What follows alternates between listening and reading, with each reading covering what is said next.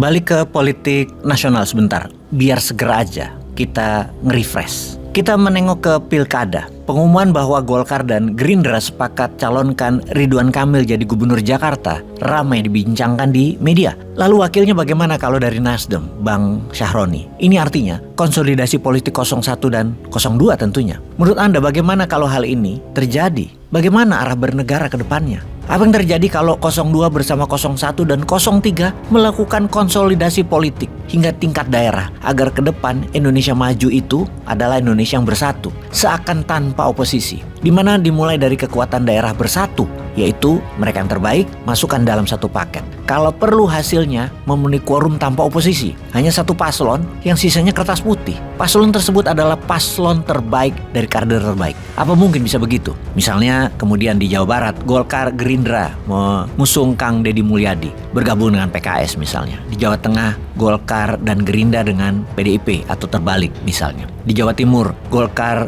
Gerindra dengan PKB.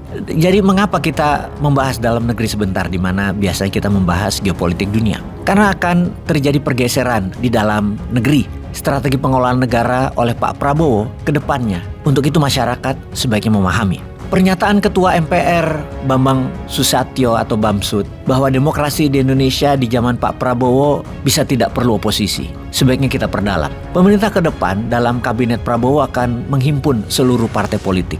Koalisi dengan prinsip gotong royong. Konsepsi gotong royong itu mengingatkan kehidupan politik pada zaman demokrasi terpimpin Pak Karno. Semua partai politik di bawah kendali istana. Kita melompat sebentar ke pelajaran demokrasi yang International Commission of Jurists atau ICJ memberikan pemahaman tentang ciri-ciri negara hukum, yaitu 1.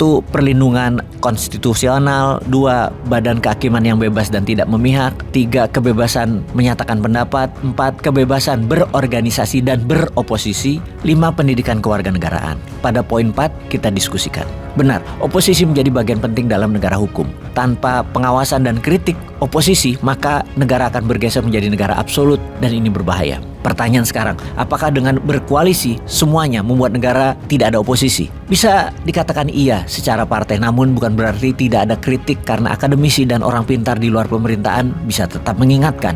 Oposisi berupa perbedaan pandangan dalam negara demokrasi, keberadaannya absolut. Kalau konteksnya partai politik, maka partai pemenang pemilu layak untuk memerintah sedangkan partai yang kalah menjadi oposisi. Hal itu tidak harus selalu dipahami begitu. Bisa saja bergabung kalau memang kekuatan tersebut akan membuat perbaikan bangsa ini. Fungsi oposisi ini penting sebagai penyeimbang kekuasaan, alternatif kebijakan, serta penerobos stagnasi. Oposisi berdiri di kaki sendiri, akan membuat pengambil keputusan lebih berhati-hati dan siapapun berhak mengekspresikan pandangan oposisi lengkap dengan solusinya. Sistem bernegara yang paling pas untuk menjadi contoh model bernegaranya mungkin negara Singapura atau Meksiko sebagai negara demokrasi tapi punya single party country. Single party ini bukan benar-benar single, tapi ada partai yang kuat. Jadi negara tersebut di mana kekuasaan berada di dalam satu partai utama yang biasanya pemimpin partai adalah kepala negara beserta kabinetnya. Begini maksudnya, partai tetap banyak namun untuk mengendalikan jalannya pemerintahan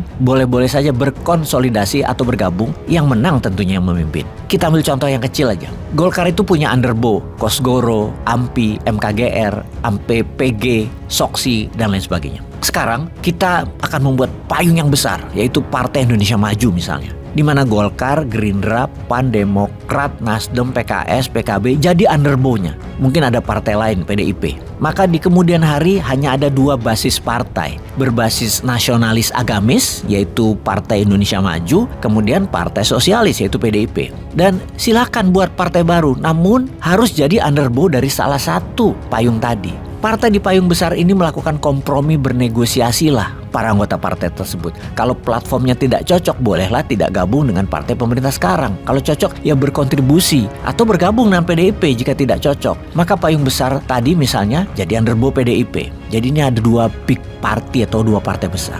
Jadinya Partai Indonesia Maju, partai besar yang mungkin selama tahunan ke depan akan menguasai Indonesia pemerintahannya, seperti PAP atau People Action Party yang sejak tahun 1967 menguasai Singapura walaupun di luarnya ada 2 partai lain. Ini mengesankan Singapura seperti single party country, padahal tidak. Dalam sistem itu, partai politik utama berfungsi sebagai penghulu pengendali langkah politik pemerintahan 5 tahun ke depan, sebagai hub agregasi juga sebagai penyalur aspirasi, sehingga garis politik dan pengabdi masyarakat menjadi sederhana dan terfokus. Tapi sesungguhnya ada satu yang mengganjal. Sebenarnya model koalisi bukan karakter sistem presidensial, tetapi lebih cocok terjadi pada sistem parlementer.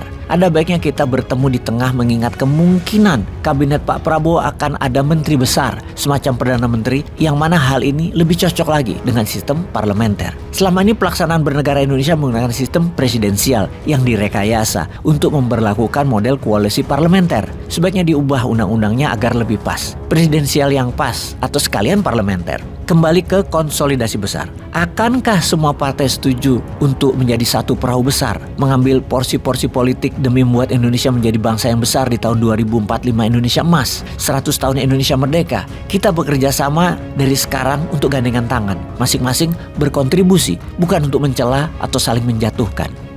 Bagaimana? Peace.